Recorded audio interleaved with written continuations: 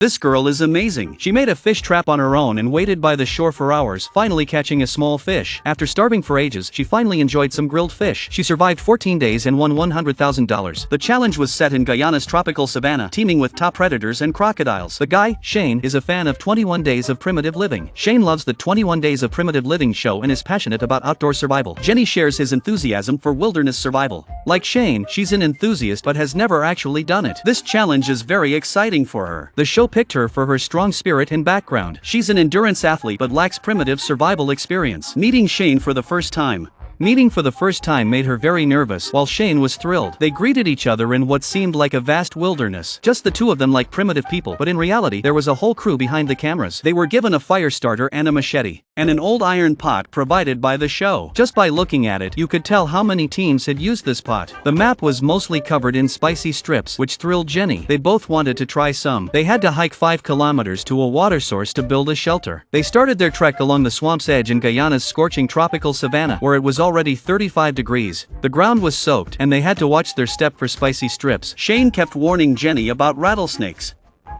This impressed Jenny, making her think he knew his stuff. Sure enough, they came across a rattlesnake snoozing under a small tree. This was a rare protein source, free food they couldn't waste. Shane searched for something to use. He stubbed his foot on a rock, making him look a bit wimpy. Shane then cut down a tree to use the stick to hit the rattlesnake. Getting meat early on would be a great start. Sometimes luck beats skill. Shane whacked the rattlesnake with the stick. In no time, they pulled out the rattlesnake. It seemed they had some meat. Their first successful hunt was thrilling. They'd have a full dinner tonight with this meat, so no going hungry. Walking was tough with all the small rocks on the ground. But compared to Jenny, it was a bit better. No doubt, Shane was a bit of a wimp. They walked from morning until after 3 p.m. Their pace was really slow. By around 4 p.m., they finally reached their destination. Ahead was a large water source. But the water was warm, and there was little shade in the scorching heat. The spicy strips in the iron pot were almost cooked from the heat, but they still couldn't start a fire. They had to walk even further to find a place to build a shelter. This made Shane feel extremely exhausted, his fair skin turning red from the sun. By around 5 in the afternoon, they spent over an hour trying to start a fire in the woods, but it just wouldn't catch. Jenny was really frustrated, and Shane was losing hope. In the scorching heat, without boiled water, they risked dying of thirst. Surviving looked easy on TV, but in reality, it was brutally tough. They had been walking for hours. Jenny was extremely thirsty at this point, almost considering drinking her own urine. To her shock, Shane actually did it right there, and Jenny's eyes nearly popped out. In the next moment, it was like an 82 La fight came out, but it was urine thicker than coffee. I can't imagine how Shane managed to drink it. This scene left Jenny stunned. You have to admit, Shane was tough. Although urine is safe, it contains a lot of salt and minerals, which can't solve dehydration. At this point, they gave up on making a fire. The sun was setting, and they didn't even have a shelter. Night fell. Shane began vomiting non-stop. Heavy rain started, and Jenny was thrilled, but Shane had already drunk his urine, which felt pointless. The nighttime rain was freezing. With no shelter, they used their backpacks for cover, but they got soaked. It was practically useless. By the next day, they hadn't slept at all and were extremely exhausted.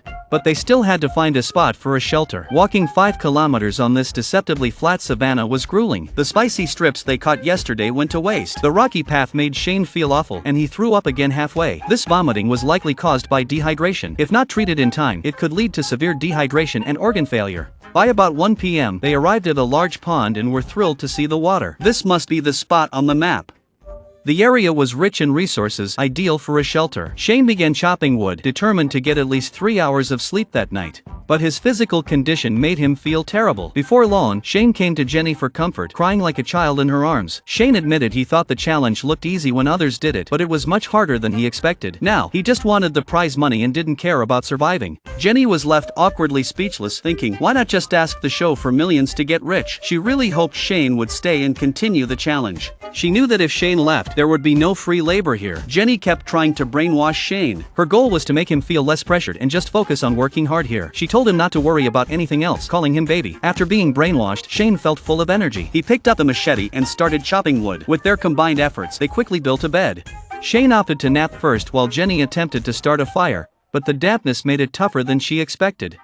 The tinder wouldn't catch, and after many tries, she felt discouraged. Luckily, she got it in the end. She finally got the fire going. It was really tough. With the fire, they could boil water to drink. Shane felt much better after drinking some water. Starting the fire and building the shelter wore them out. After a quick break, they kept gathering materials to make the shelter better. They didn't mind sleeping on a bed made of leaves. They just lay down and slept, something most people couldn't handle.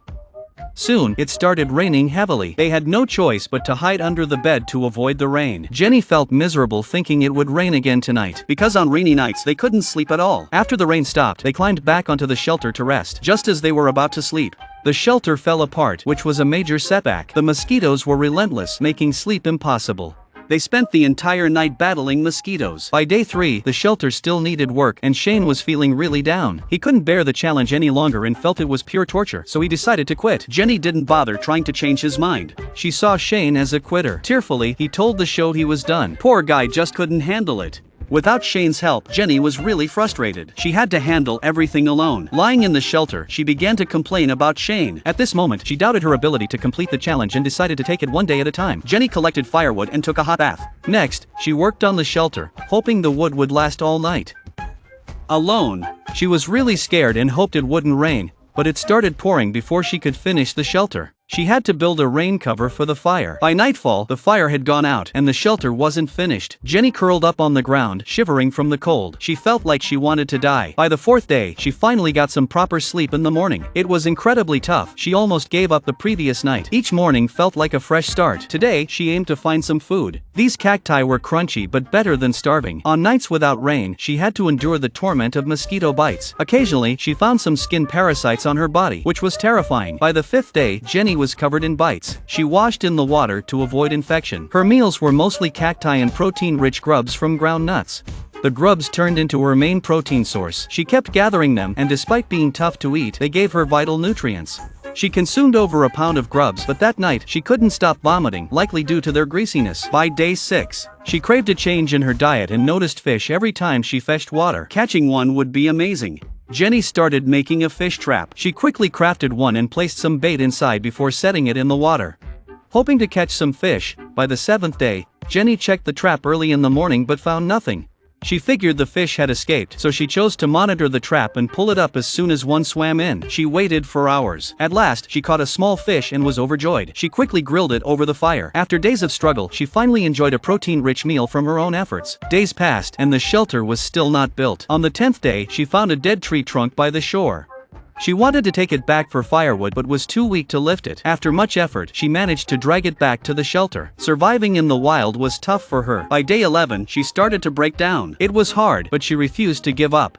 Soon, it was the 13th day, and Jenny was very excited because the extraction day was tomorrow. Thinking about the $100,000 prize, she was determined to survive the night. While daydreaming in the shelter, she stumbled upon a spicy strip. This surprise protein source thrilled her. Soon, she savored the tasty grilled spicy strip. Knowing she could leave the next day lifted her spirits. On the 14th day, she needed to trek 4 kilometers to the extraction point, and luckily, she made it and claimed the $100,000 prize. Who will step up for the next challenge? Stay tuned for the next episode.